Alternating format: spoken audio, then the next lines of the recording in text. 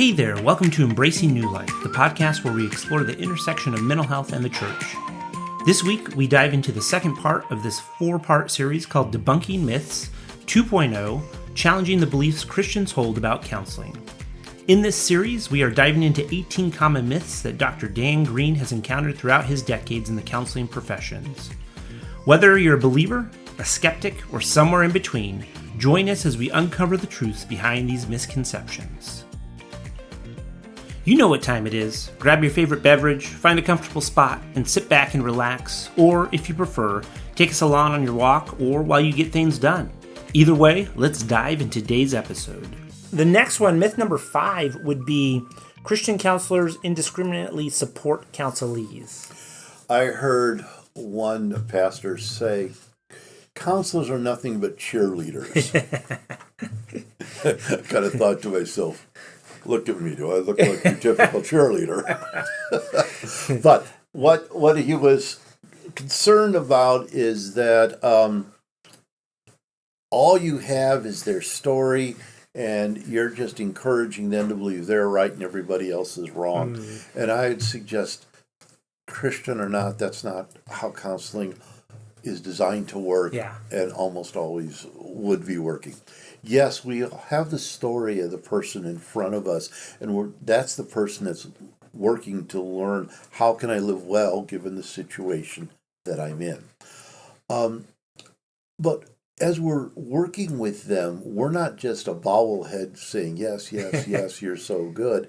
Rather, we're trying to reflect back what we hear and help them understand the broader picture of what they're sharing, bringing our knowledge about things like human relationship patterns, or human development and how that proceeds, or those types of things, trying to expand their picture of their own story so that they can see it in some new lights, which offer to them ways of coping and ways of living well. Yeah, and fundamentally, one of the ways that you live well, back to the earlier myth 3, is by understanding that your dignity and agency comes through taking responsibility. Right.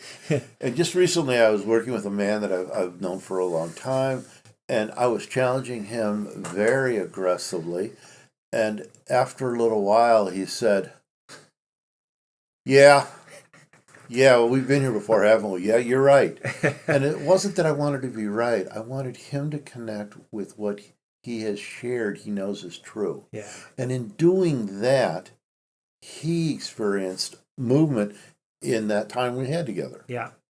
And once again, interconnected back to theology of sin, where, there's times where we have responsibility, there's times where others have responsibility, and then there's times where it's just sin. Sin has permeated the world. So yes, it has. Good. Myth number 6 is Christian counselors focus excessively on the past. I hear this one a lot. Sure. And one of the realities of recognizing what it means to be a human being is we only live in the present. Yeah. I can't live in the past, and I can't live in the future. Yep. I can imagine it, or I can recall memories from it, but I'm doing that in the here and now. For sure. So why do we talk about the past? Well, humans develop and learn through life experiences that have already occurred. Yeah. And the way God's designed us, we learn a lot early in life that we kind of put into these categories that we can run on automatic pilot so that we don't have to relearn over and over and over again. Yeah. And so many times, like relationship patterns, we learn some things early, and it works for us more or less, and we keep using them. And then it's not working, but we don't even know what we're operating under. Exactly. So to identify those patterns isn't living in the past, it's in the present, identifying, learning about myself, what I have learned before. And does that fit now, or do I need to modify something here? Mm-hmm. Yeah, and it beyond just kind of, the way in which we dance with, people in relationships or through life, I think another key factor is that development early on in life forms narratives, right? It becomes it becomes the song that you're dancing to, yes, that then has to be redefined and addressed, because otherwise, subconsciously, your brain just keeps processing and filtering information biasly through that narrative. And there's another factor that happens when we're stressed, which is part of everybody's life. We have a tendency to go back to old patterns of coping. Yeah. Well, it used to work. Now we do all this automatically. Yeah. Sometimes I'll ask a person that's in a destructive pattern or has a really problematic thought or something, how old do you feel when that happens? Oh, interesting, yeah. And very often they'll say something like 8. Yeah. And I might ask, whose voice do you hear? My coach. Okay. Now, what we're learning is they're operating today Yeah. with their capabilities they had when they were 8, listening to somebody that's not here right now. Yep. And we have other choices that we can make so that we can function, bringing the mature self that we are today, bringing all of our resources together instead of just going back to old patterns that maybe they worked when we were 8. Yeah. But don't work too well now. Yeah, this is one of the things I appreciate about what Paul says in Romans 7, going back to there, where, the things we don't want to do, we do, and the things we do, we don't want to do. Mm-hmm. He goes on to talk about this body of death that we have and who's going to deliver us from the body of death. Obviously, it's through Jesus Christ, and praise be to God for that. But the reality is that this body of death still exists, that we have to deal with. And just because we're Christians or become a Christian and we have new life, it doesn't mean that automatically God, dumps out all the old stuff, the ways, those dances that we learn, those songs that we have, and, immediately we have the new life. It is a transformational sanctification process that takes your whole life, that you have to actively engage in order to overcome. Right, that working out our salvation, not that we earn our salvation. Yeah, exactly. Taking this gift and we apply it over and over, and we grow in our ability to apply it and to hold the goodness that's given to us. Yeah, and through that, the new life of God comes and is present, and we can walk in that. But it's a hard-fought battle to get there. It's a struggle. And many times we'll look at, Paul talks about casting off anything that would hinder us. Yeah. Well, very often it's these old patterns and old beliefs, coping strategies that we're not even all that aware of, but we use all the time. Yeah. When we can identify them, now we got the capacity to make a choice. How am I going to go forward? Yeah. Yeah. This is great, because I think understanding just that we are designed and corrupted by sin, but we're designed to operate this way, I think alleviates a lot of fears and beliefs that Christians have of, like, if I just prayed harder, if I just had enough faith, all these things would just kind of melt away, and I would just be almost a perfect Christian walking through this life, and understanding that, no, unfortunately, just like as you get older, you can't play sports like you did when you were 18. Like, life is complicated and things break down, and we're just all trying to work our way towards sanctification in that new life, even though there's a lot of suffering along the way. Good.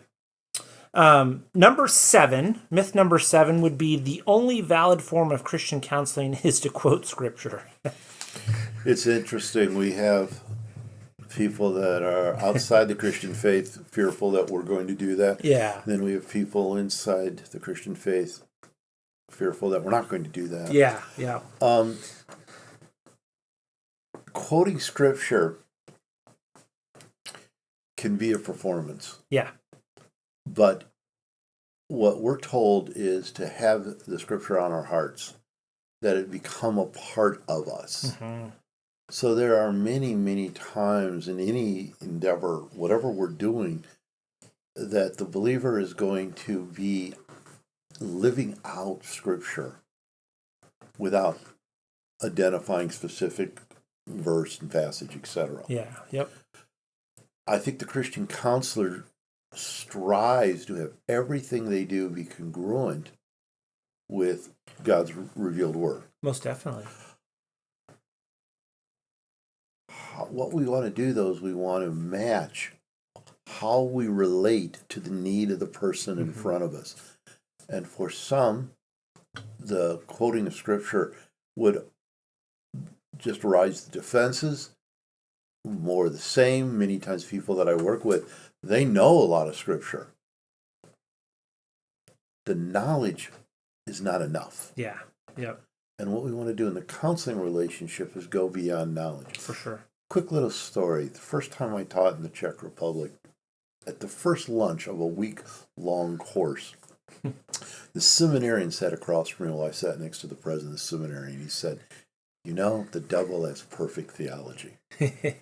And I was tired, and I was confused, and I saw the president of the seminary look at me and smile. So I came up with the best response I could. I said, "Oh." The seminarian went on to say, "The devil knows the Scriptures. Yeah. He just hates God." Oh, wow. That highlights something that I see over and over again. It's so much more than just knowing the details. I wouldn't quote Scripture as a detail. If I were to quote Scripture in a session, it would be in the context of the relationship for something very pertinent to the person across from me. Mm-hmm. There are times when there's theological concerns. I refer that person to their pastor. For sure, yeah. So it's for the Christian counselee, I don't want to do something that they are defended against because they've gone and heard sermons all their life. More of that is not going to help them. Yeah, yeah. On the other hand, my relating with them is in the context of the truth of Scripture. Mm-hmm. Most definitely. I think part of it too, quite honestly, I found is that, I think a lot of people just feel like Scripture is a Bible answer guide to every problem that ever arises out of the human experience. And although, yes, there are definitely principles and truths that you can turn to in the passages, and they're there and you can read them and quote them. The reality is Scripture is more of a meta-narrative speaking to the reality of humans, how we're designed, how we're created, what we need, and who God is and all of that. Yes. And when you can understand that, like, man, there's things that are being done today through research or through other means that are very valid and very truth-oriented and still align with who God is and how He's created us. That can be helpful in the counseling office because there's just so many resources out there. Like, Scripture doesn't speak to individuals on the spectrum, so like, what answers do they have from Scripture? If Scripture is the only thing that we turn to, then it leaves a lot of people out. We can expect Scripture to be something that it isn't and miss what it is. Yeah, yeah. Scripture is given to us in many different forms as well, with different genres of literature, etc.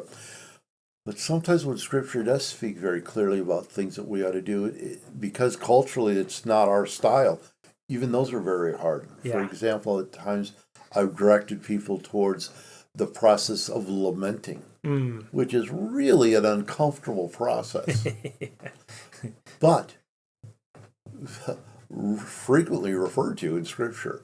So, one, it's not an answer book. Yep. That's not its purpose. Nope. Second, at times it does describe processes that really challenge us beyond what our culture recognizes, and we're called to the more. Yeah. Yep. That's good. Myth number 8 would be all of psychology is secular humanism. I'm thinking about attending a professional psychology meeting. All of psychology is chaos. The academic and scientific study of psychology and the profession of psychology has a tremendous amount of variability. Yeah, yeah. And there are, I forgot how many sections now, I should know this, 32 is a number that seems familiar.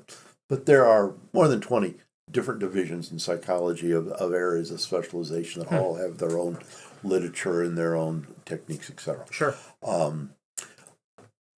The idea of secular is kind of a boogeyman in that I think it's trying to refer to is the absence of God. Many, many, many psychologists are people of faith.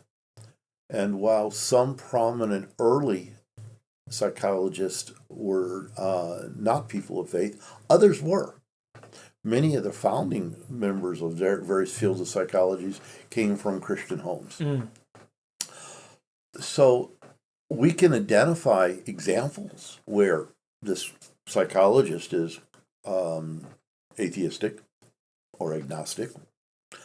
But that's an example. That's not the whole. Yeah. Yep. No, that's good.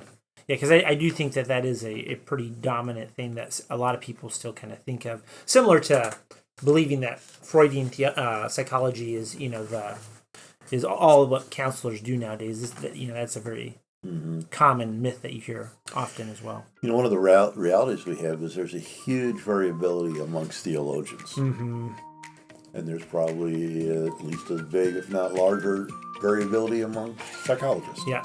Yep. Thanks for joining us this week for Debunking Myths 2.0, challenging the beliefs Christians hold about counseling. Make sure to follow Embracing New Life and turn on your notifications so you'll be alerted when our next episode drops on Monday.